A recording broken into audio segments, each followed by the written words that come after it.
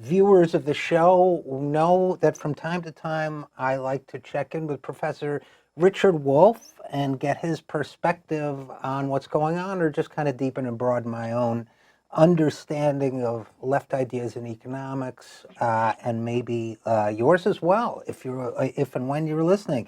So a couple things I wanted to talk with him about. Again, for those of you who need a refresher, Richard Wolff is a professor of economics emeritus at the University of Massachusetts in Amherst. He's also currently a visiting professor at the graduate program in international affairs at the New School University in New York, and he's host of a program, Economic Update, on Free Speech TV. He's the founder of democracyatwork.info, and I think that will do for an overview of his qualifications. Richard Wolff, as always, thanks for coming back on the program. Well, Richard, I'm glad to be here. I enjoy our conversations. As do I, very much, and I get a lot out of them. So on this week's show, on the show that this talk is a part of, I pre-recorded an interview with Bernie Sanders, Senator Bernie Sanders. And as you know, Bernie gave a talk on his view, his conception of democratic socialism, why he calls himself a democratic socialist. I understand you haven't had a chance to read the speech yet, but it's getting a lot of coverage. I did hear and read the speech. I did talk to Bernie for a few minutes afterwards about it. And not wanting to put you on the spot since you haven't read the speech, but any thoughts on Bernie's role in the left conversation and the conversation about, among other things, socialism or democratic socialism? Yeah, I think I would like to say a word about it. Let me begin as warmly as I know how. I am grateful, as I think we all ought to be, to Bernie Sanders for having had the courage in 2016 to run for president without denying or rejecting or apologizing for his socialism. The United States is a country which for the last 75 years, until Bernie did that, basically had a taboo for the political universe. You couldn't talk about socialism without being tarred as somehow either crazy or subversive or disloyal or some combination of all of those. It set this country back in the level of its political discourse. Most other countries in the world take the Socialist Party or the socialist perspective for granted as part of the political universe. They've had debates. They've developed their political thinking. We've stalled out by closing ourselves off from a critique of the existing system and a debate about ways to really make it better, to change it. And Bernie brings all that back. He opens it up. He says socialism is something we ought to be talking about. He articulates his own version of what that means, which he's fully entitled to do. And I think we're all better off, all of us in this country, for being once again able to talk critically about capitalism in a free and open conversation, to look at alternatives and take seriously whether they would work better for us than the capitalism we have.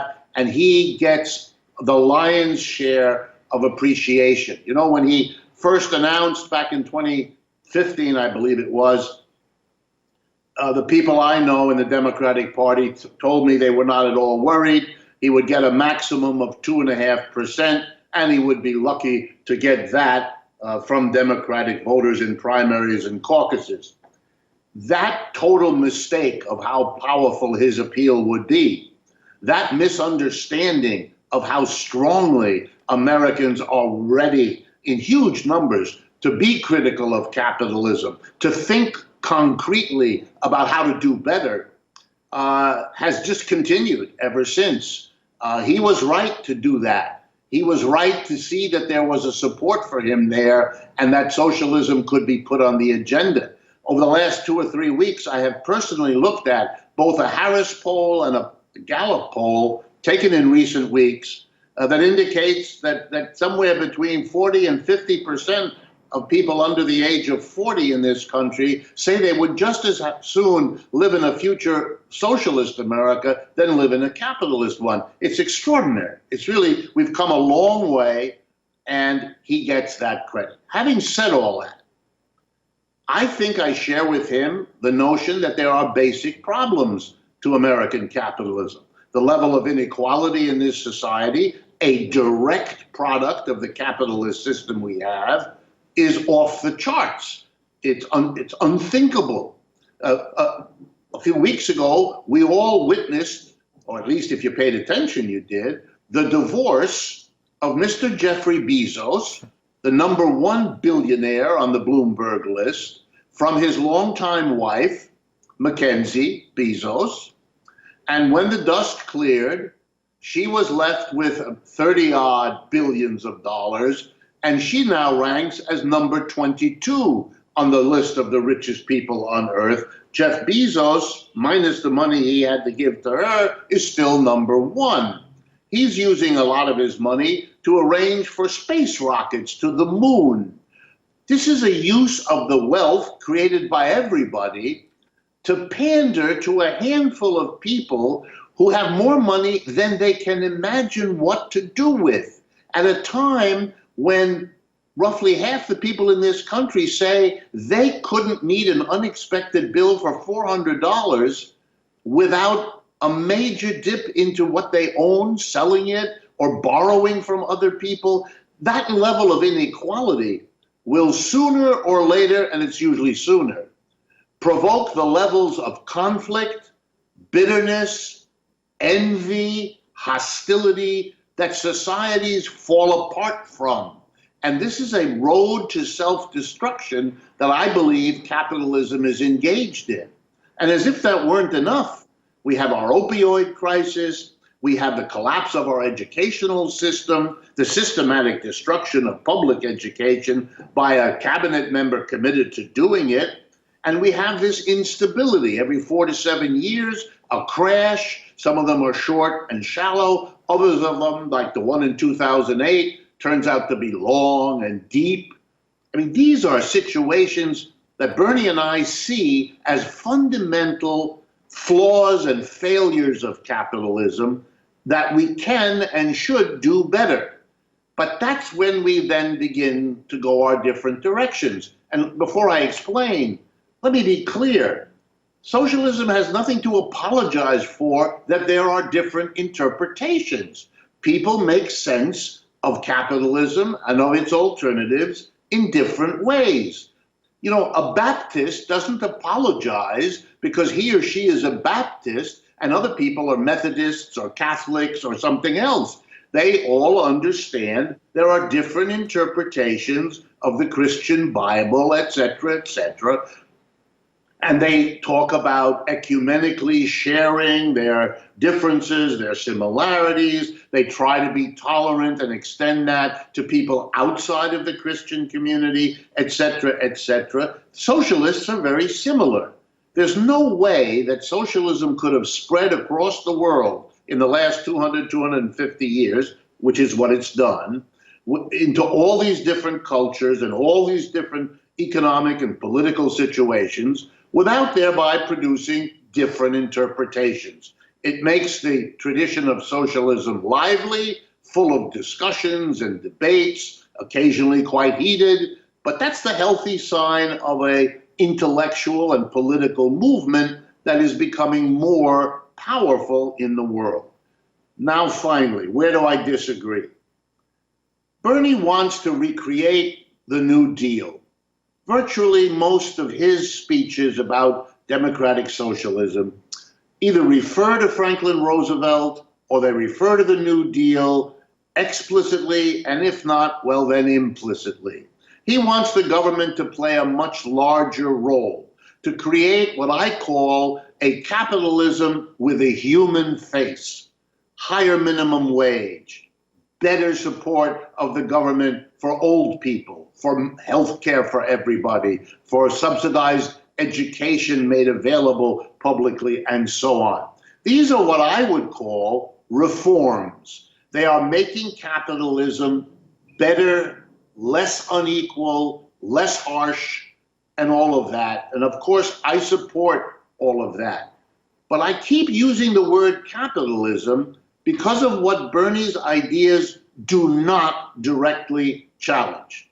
And that is an economic system that has divided the productive enterprises, the stores, the factories, the offices, into a group of two kinds of people. Those who make the rules, enforce the rules, hire, fire, have all the power and most of the wealth. Those we call the major shareholders, or the board of directors, or the CEO. We all know who those folks are. They're a tiny minority of all of us involved in producing goods and services and distributing them, but they're the ones who call the shots. And then there's the other group. They're not the employers, they're the employees. That's most of us, the vast majority. But when we go to work, we do what the minority tells us. They tell us where to sit or stand, what machine to use or not use, how to do the work we're supposed to do, when to do it, where to do it. And when we're done, they tell us to go home. And we must leave behind what our brains and muscles enabled to be produced. We're to go home, have a pizza and a beer, and come back the next day and do it all again. The employers, the minority, get the fruits of our work, all of it. They pay us a small portion and they keep the rest as their profits. And they decide how to use them. And for example, in the last 40 years, they've decided to use a real big chunk of them to give the top executives wildly inflated salaries and pay packages, to give the major shareholders wonderful distributions of dividends and capital gains. And so the rich have gotten much richer, surprise, surprise, because they're in the position to do it, just as you and I would likely do it if we were in those positions. The solution, therefore, for me, is not to struggle for a higher minimum wage, or even Elizabeth Warren's tax on wealth. The solution is to change the way we organize the production and distribution of the goods and services upon which our lives depend. We don't need to have a tiny minority that runs the enterprise. We never did.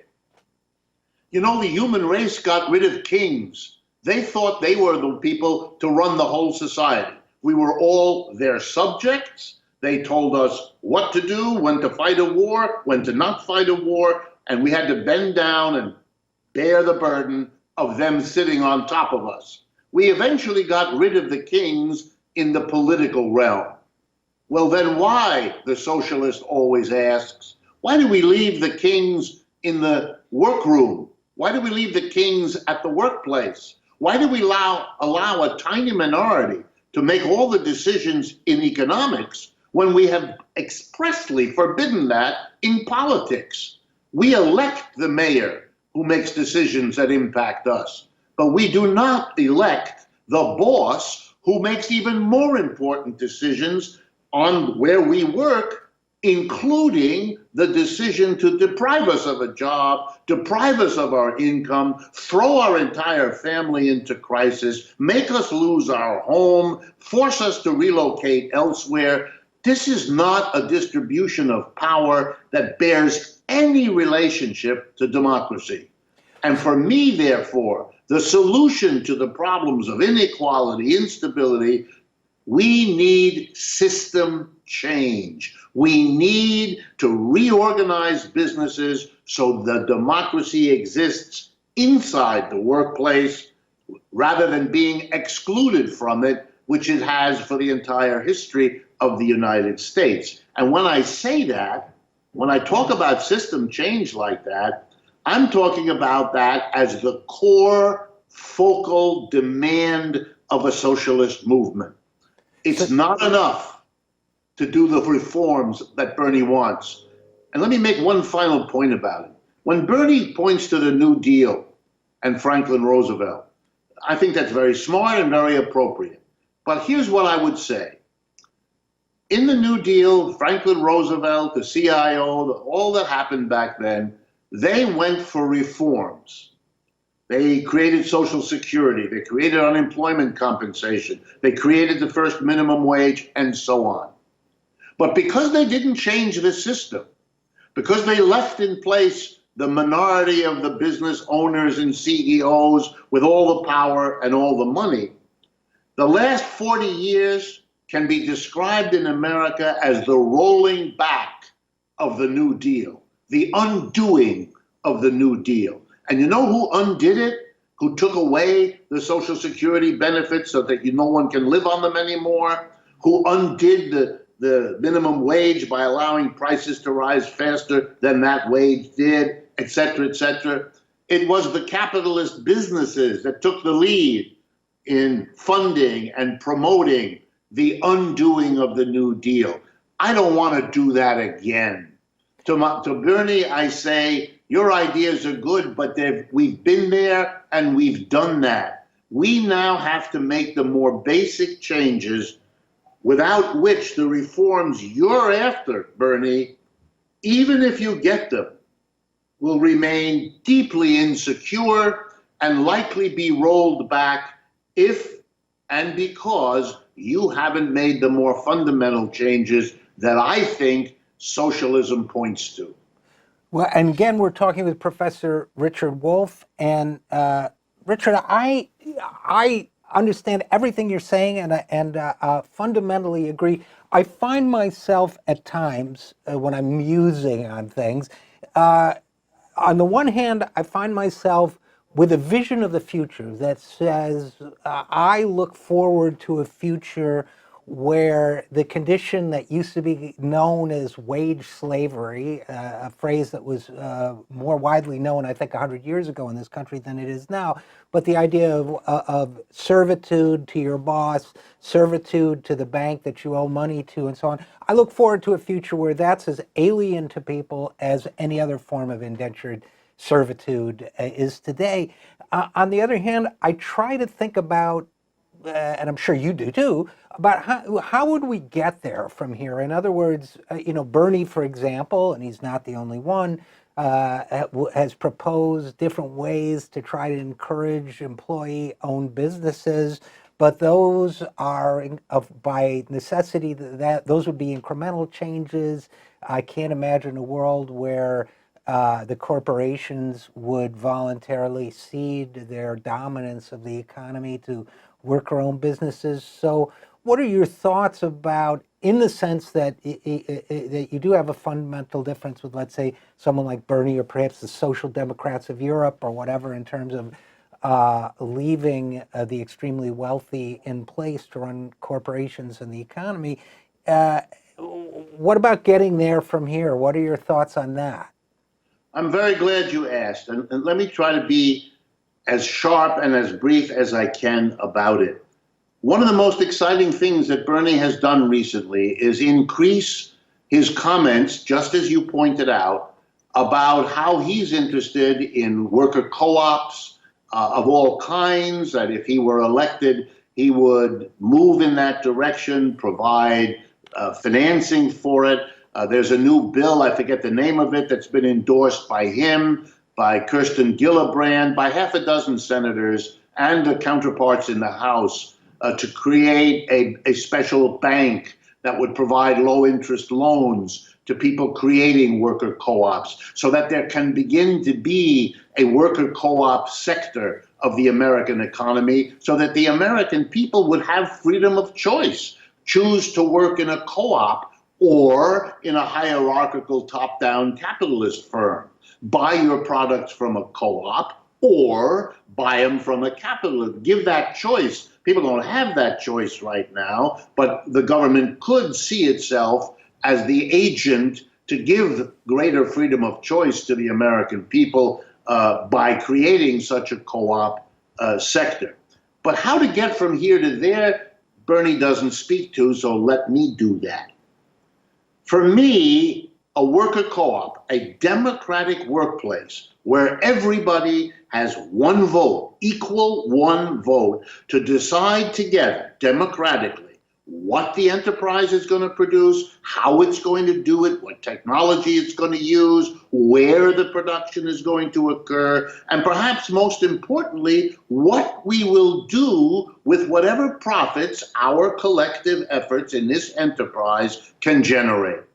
That kind of democratized workplace, a worker co-op that works that way, would, it seems to me, be an alternative to the capitalist organization, the employer-employee model, which I oppose. So for me to move America in that direction, the worker co-ops have to have an ally in the political sphere the way that capitalist enterprises have always had political parties that speak for them, that welcome them as members and rely on them. In the United States, Republican and Democratic parties, by their own affirmation, are capitalists. Nancy Pelosi had a famous interaction with a student asking a question a couple of years ago about socialism. She looked a bit befuddled and answered that person by saying, we're all capitalists. I think she was very honest in doing that. She's right. Mr. Schumer is too. They are busy raising money from the biggest capitalists in the world, just like the Republicans. So that the capitalist system has its advocates, has its political supporters in the two major parties, from which I conclude that to get to an economy beyond capitalism, there has to be one or more political parties that will advocate for and be the political spokesman for the worker co-op sector. In other words, you have to have a strategy in which the worker co-ops become the base, the source of members, the source of funding, the source of support for a political party that advocates in the State House, in the Congress, at the president's home, for the political changes, the laws, the regulations that will enhance the viability and success of worker co-ops, just like the capitalist sector has used Republicans and Democrats to give them the tax breaks, the subsidies, and all of the other supports that the government of the United States has given to capitalist enterprises from day one. My feeling is that's what's coming. I don't see the Republicans and the Democrats as parties being able to do that. It's too conflicted. They can't serve these two masters at the same time. And that sooner or later, with or without Bernie, there will be a parting of the ways. Or it's possible the Democratic Party might decide, if this movement for going beyond capitalism is strong enough and big enough, that they will become a party that advocates for going beyond capitalism, but that would require quite a change for a party now that enthusiastically refers to itself as a partisan of capitalism.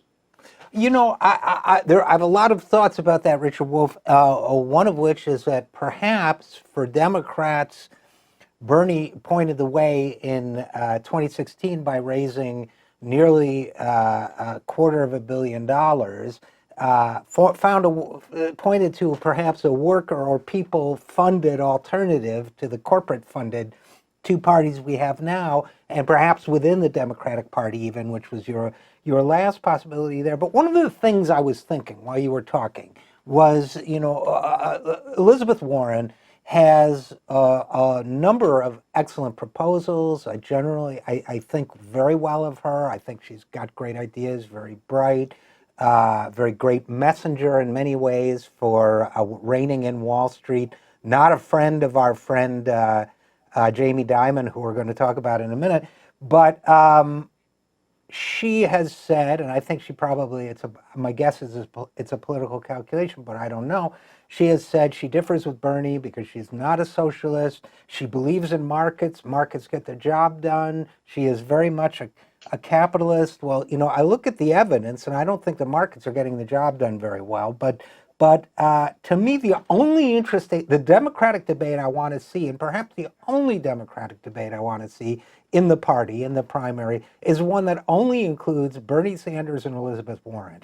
Because I'd love to see the two of them talk about what exactly that means, how you can be, for example, as Warren is, such a powerful critic of Wall Street, and yet at the same time believe that capitalism works. And I guess the inverse of that is if you don't believe that capitalism is working, will more regulation really do it? I don't know. Do you have thoughts about that?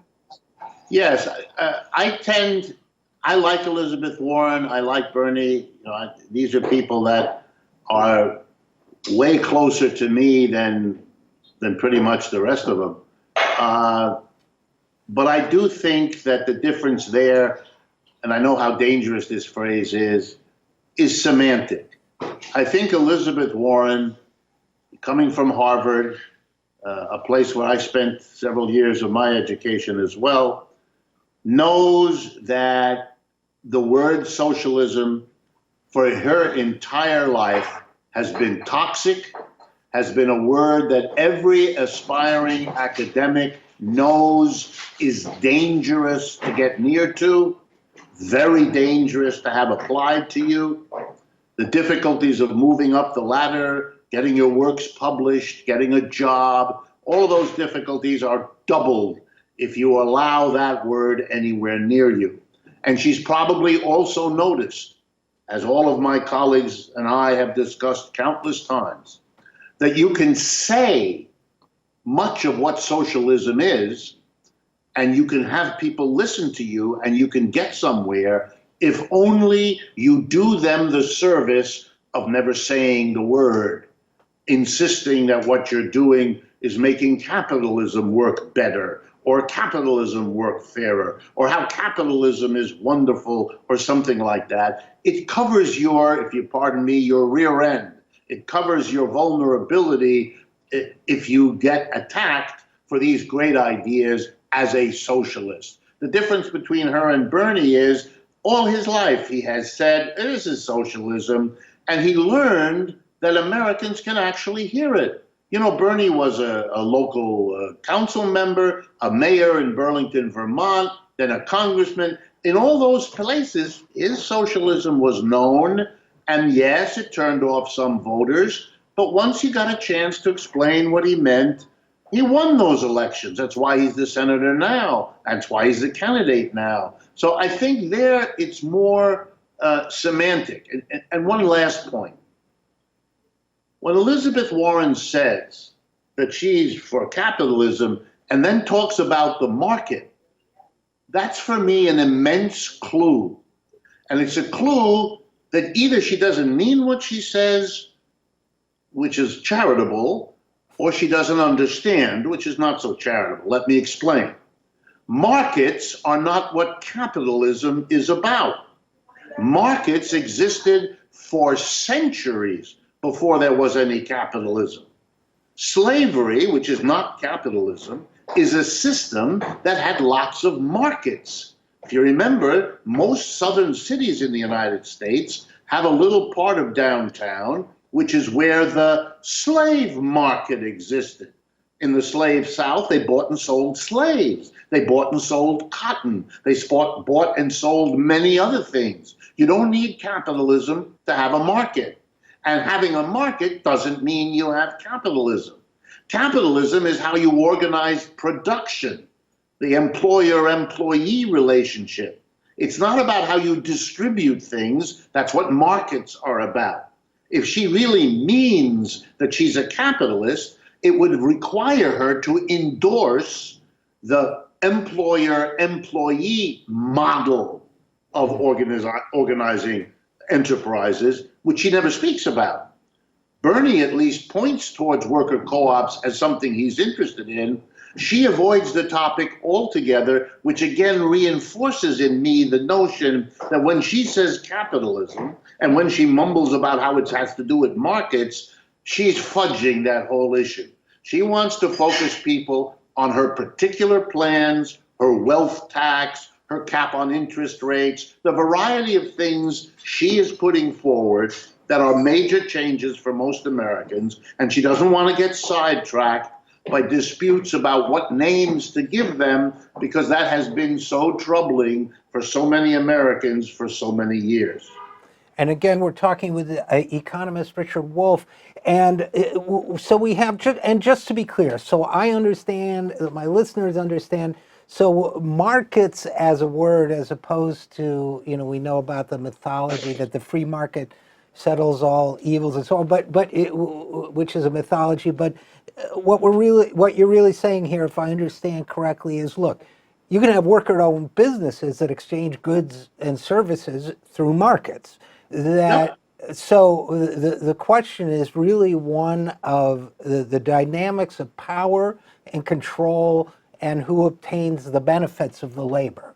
And that to me is fascinating. Now, if we're talking about socialism, you brought it up before we went on the air, Richard Wolff, and I shouldn't have snuck ahead, but I did. I took a sneak piece on a J.P. Morgan Chase chief executive, Jamie Dimon, an empty suit with a preternatural gift for salesmanship is how I would characterize him. Surprisingly, as you told me before we went on the air, he actually thinks socialism would be a bad idea. He said, let me read you the quote, then I'll let you comment. When government owns and controls companies used for political purposes, not economic purposes, it usually means jobs and votes and can lead to huge deterioration. And to be fair to Jamie Dimon, if anyone knows about destroying jobs and creating huge deterioration, it's a Wall Street CEO. Your thoughts? Yeah, I would say that I take my hat off to Jamie Dimon. He either has an awful lot of nerve or he's not the sharpest knife in the drawer. I don't know which it is, and I don't want to be mean beyond what I've obviously just said, but let me explain. JP Morgan Chase is the largest bank in the United States and certainly one of the largest in the world. And he is the CEO of this immense bank.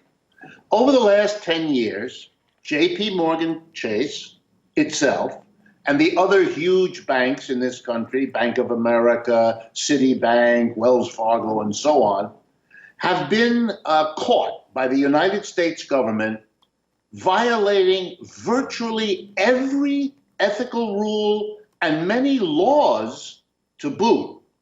They were found to have misbehaved in leading up to the mortgage crisis of 2007 and 8. They were found to have conspired with other banks to set global interest rates, the so-called LIBOR scandal.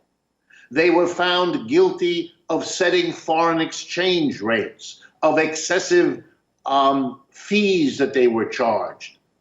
JP Morgan Chase has had to pay billions of dollars in fines and settlements with various government agencies, all within the last 10 years.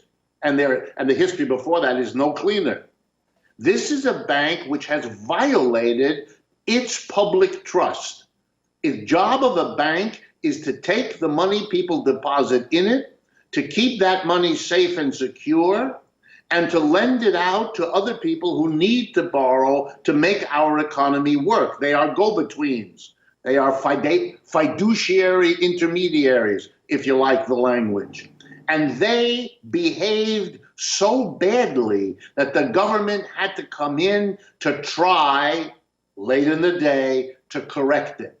For this CEO with that history to be telling us that we don't need socialism because we don't want the government to interfere, wow.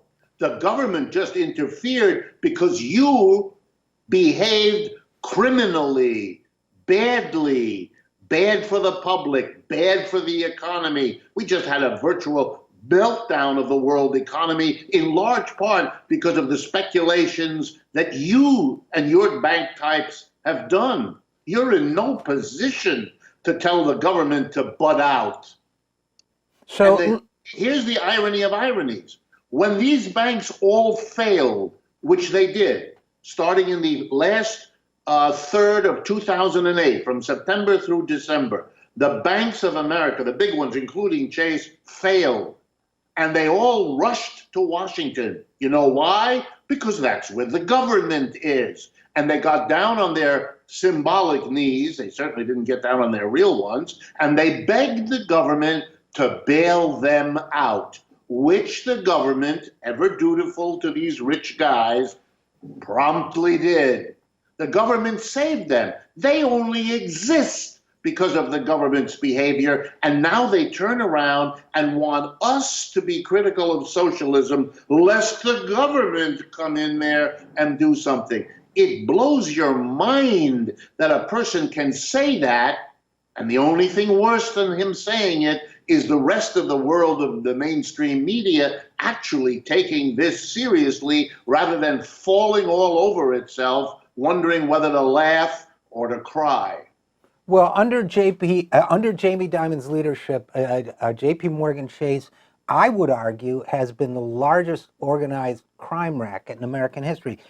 Just to underscore your point before we go on, and I hope you don't mind, just a brief list of this from a piece I did a few years ago, so I've missed a few things, but they paid $13 billion under J.P. Morgan Chase to settle charges of massive and widespread and deliberate foreclosure fraud, $296 million for lying to investors about the payment status and the investment quality of their mortgage-backed securities, more than $350 million to settle charges that it bilked customers by charging them for credit monitoring services it never provided, up to $4.5 billion, depending on how you count, for illegally foreclosing on American families in their homes, $56 million for cheating active duty members of the armed forces and their families, $250 million for rigging municipal bond transactions, $500 million for charges on the rigging of electricity prices, which is exactly what Enron did. I'm only about halfway through. We don't have time to do the whole list.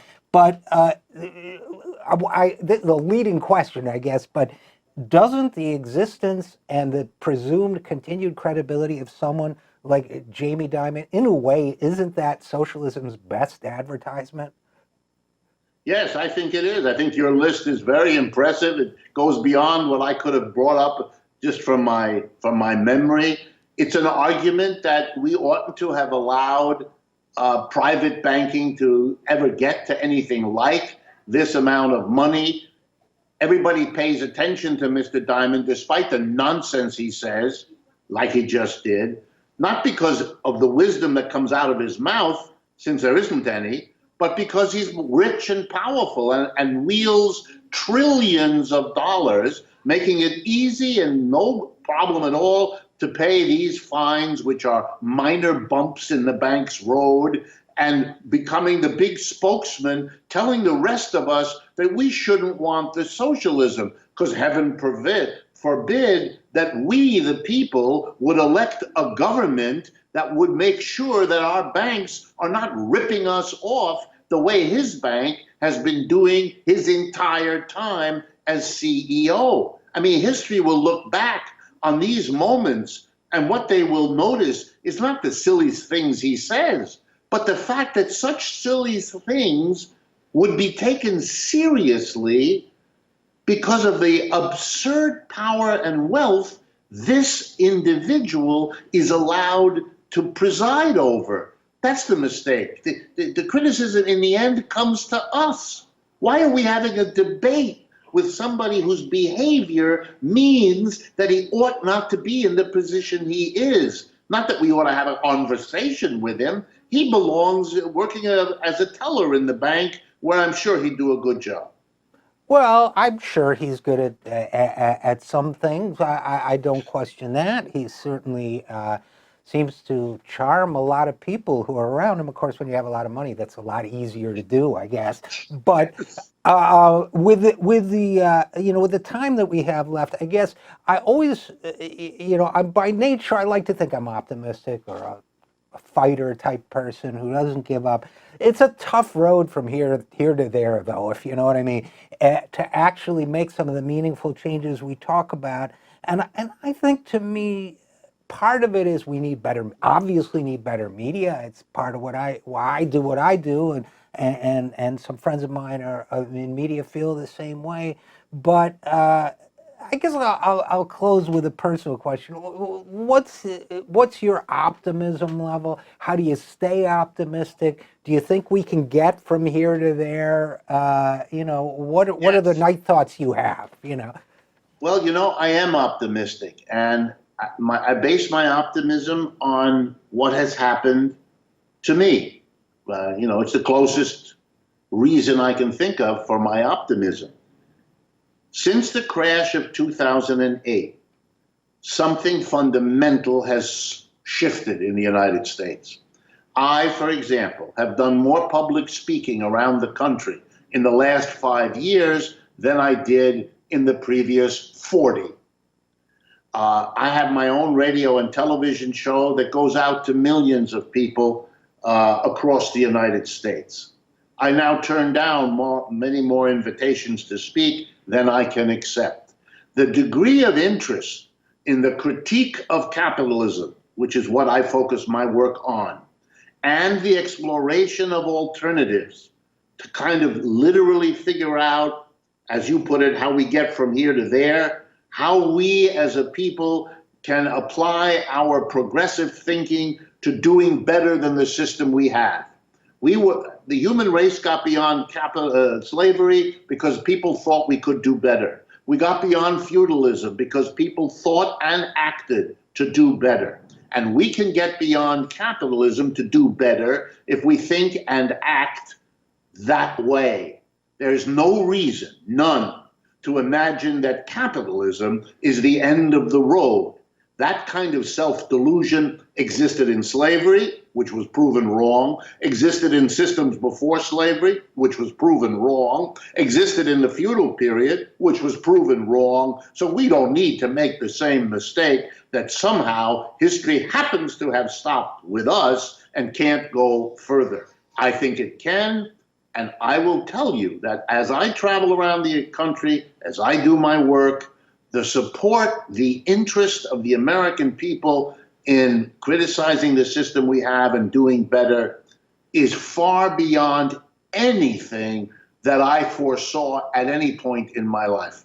So I feel as though the wind is blowing in our direction, the river is roaring in our direction, and I would not be surprised if the following statement made by an important political leader years ago proved to be true again for America. And here's the statement. For many decades, it seems as though nothing happens. And then, in a few days, decades happen. That's what I think we're headed for. We're headed for big, fast changes. They'll seem sudden. They'll seem inexplicably fast.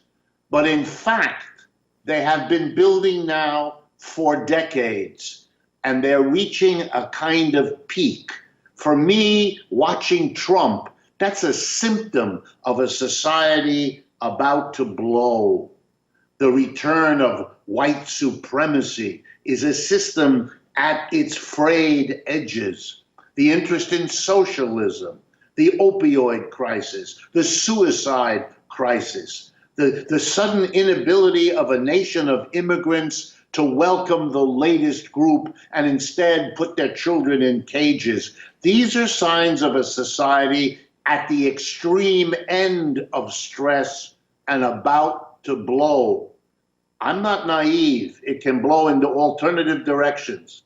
But this is a society gearing up for radical change, and that's why it's real important for people like you and me to be talking about it, because that will help move it in a direction it might otherwise not go. Well, thank you so much for that. And as always, Richard Wolff, thank you for all your great work. And again, Richard Wolff, professor of economics, a host of Economic Update on Free Speech TV, which airs Tuesdays, I believe, from 8 to 9 p.m. Eastern Time, and founder of democracyatwork.info. As always, great to talk to you, and thanks so much for coming on the program. Thank you, Richard. I'm glad to be here, and I appreciate that you produce a program like this. It's a real service.